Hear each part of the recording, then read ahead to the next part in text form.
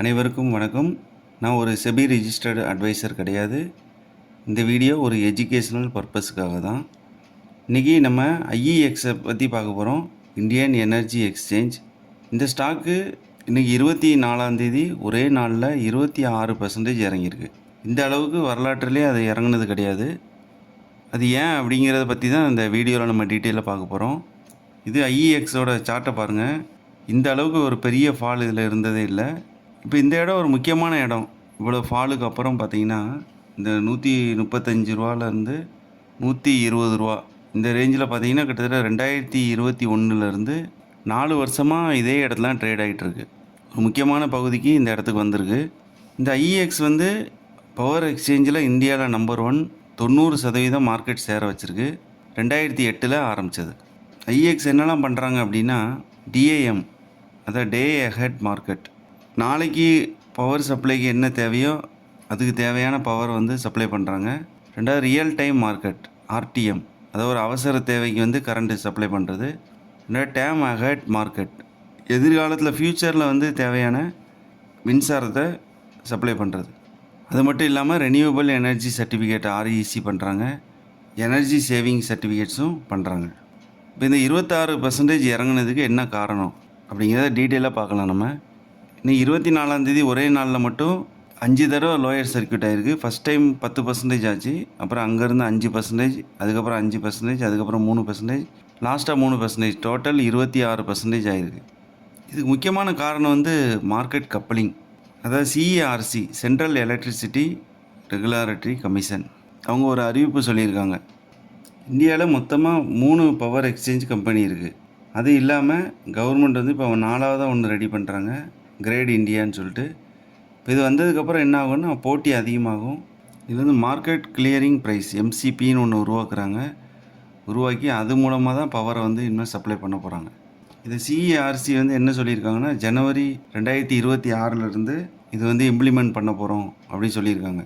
இப்போ யாரெல்லாம் இருக்காங்க அந்த 3 பவர் எக்ஸ்சேஞ்ச் என்னெல்லாம்னா, ஒன்று ஐஇஎக்ஸ் இந்தியன் எனர்ஜி எக்ஸ்சேஞ்ச், இன்னொன்று பிஎக்ஸ்ஐஎல் பவர் எக்ஸ்சேஞ்ச் இந்தியா லிமிடெட், மூணாவதாக ஹெச்பிஎக்ஸ் ஹிந்துஸ்தான் பவர் எக்ஸ்சேஞ்ச். இதில் என்னென்னா ஐஇஎக்ஸுக்கு தான் 90% மார்க்கெட் ஷேர் இருக்குது. மார்க்கெட் கப்ளிங்னால் என்ன நடக்கும் அப்படின்னா, இந்த கிரிட் இந்தியாங்கிற 4வது ஒரு நிறுவனம் வரும். இது வந்ததுனால ஒரு ஆவரேஜ் ப்ரைஸ் இவங்க ஃபிக்ஸ் பண்ணுவாங்க. இதனால் என்ன ஆகுன்னா ஐஇஎக்ஸோட ஏற்கனவே அவங்க ப்ரைஸ் ஃபிக்ஸ் பண்ணக்கூடிய பவர் குறையும் அவங்களுக்கு.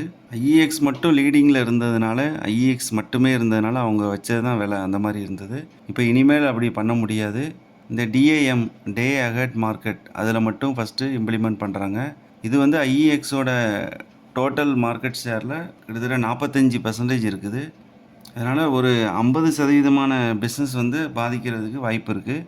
இதே இது யூகேயில் இதுக்கு முன்னாடி வரும்போது என்ன ஆச்சு அப்படின்னா 80%ல் இருந்த ஸ்டாக்கோட ப்ரைஸ் அப்படியே 60%ஆக குறைஞ்சிருச்சு.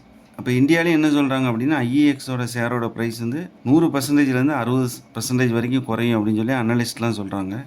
இந்த போட்டி அதிகமாகிறதுனால என்ன ஆகும்னா ஐஇஎக்ஸோட லாபம் குறையும். ஐஇஎக்ஸ் என்ன ஆச்சுன்னா முன்னாடி அவங்க மட்டும்தான் ப்ரைஸ் ஃபிக்ஸ் பண்ணுவாங்க. அதனால் டிரான்சாக்ஷன் சார்ஜ் அதிகமாக வச்சுருந்தாங்க. இனிமேல் அப்படி பண்ண முடியாது. ஏன்னா மற்ற கம்பெனிலாம் என்ன பண்ணோம் அப்படின்னா குறைஞ்ச சார்ஜஸ்லேயே போட்டியில் வருவாங்க. இதனால் ஐஇஎக்ஸோட ப்ராஃபிட் பாதிக்கும். இப்போ இதில் என்ன சொல்லியிருக்காங்கன்னா டேம் அஹெட் மார்க்கெட் டிஏஎம்மில் 3 மாதம் சிஇஆர்சி இது பண்ணுறாங்க. அது முடிஞ்சதுக்கப்புறம் ஆர்டிஎம்லேயும் கப்ளிங் வருமா அப்படிங்கிறத சொல்லியிருக்காங்க. அப்படி ஆர்டிஎம்மில் வந்ததுன்னா ஐஇஎக்ஸில் அங்கே 30% வால்யூம் நடக்குது. அப்படி வந்துச்சுன்னா இன்னும் பாதிப்பு அதிகமாகும் ஐஇஎக்ஸுக்கு. அதனால் இன்னும் ஸ்டாக் ப்ரைஸு மறுபடியும் இறங்குறதுக்கு ரொம்ப வாய்ப்பு அதிகமாக இருக்குது. இப்போ இன்னும் டீட்டெயிலாக பார்க்குறதுக்கு முன்னாடி இந்த டிஏஎம்னா என்ன, ஆர்டிஎம்னா என்ன அப்படின்னு பார்த்துடலாம். டிஏஎம் அப்படிங்கிற டேம் அஹெட் மார்க்கெட். இது முன்னாடியே திட்டமிட்ட ஒரு மின் வர்த்தக சந்தை. இங்கே என்ன பவர் வாங்கக்கூடியவங்க விற்கக்கூடியவங்க இன்றைக்கி நாளைக்கு மட்டும் இல்லை, அடுத்த சில நாட்களுக்கு என்னென்ன பவர் தேவையோ அது இங்கே வாங்க முடியும். அதுதான் டிஏஎம்ங்கிறது. இந்த டிஏஎம்மில் ஒரு நாள்லேருந்து 11 நாள் வரைக்கும் தேவையான பவருக்கு நம்ம இங்கே வாங்கலாம். இதில் மெயினாக என்னென்னா நம்ம ஒரு ஃபேக்ட்ரி வச்சுருக்கோம், ஒரு 3 நாள் கழித்து நமக்கு பவர் அதிகமாக தேவைப்படுது அப்படின்னா நம்ம டிஏஎம்மில் முன்னாடியே அட்வான்ஸாக புக் பண்ணி வைக்கலாம். அதுதான் அந்த டிஏஎம்மோட ஸ்பெஷல். நெக்ஸ்ட்டு பார்க்கக்கூடியது ஆர்டிஎம் ரியல் டைம் மார்க்கெட். இது என்னென்னா ரொம்ப ஷார்ட் டைமில் பவர் வந்து வாங்குறது விற்கிற இதுதான் இந்த ஆர்டிஎம்ங்கிறது. ரொம்ப அவசர தேவைக்கு, அதாவது அப்போ அடுத்த 1 மணி நேரத்துக்குள்ளே பவர் வேணும் அப்படிங்கிறத நம்ம இந்த ஆர்டிஎம்மில் வாங்கிக்கலாம். இந்த ஆர்டிஎம்மில் வந்து ஒரு மணி நேரத்துக்கும் ஏலம் நடந்துகிட்ருக்கும்.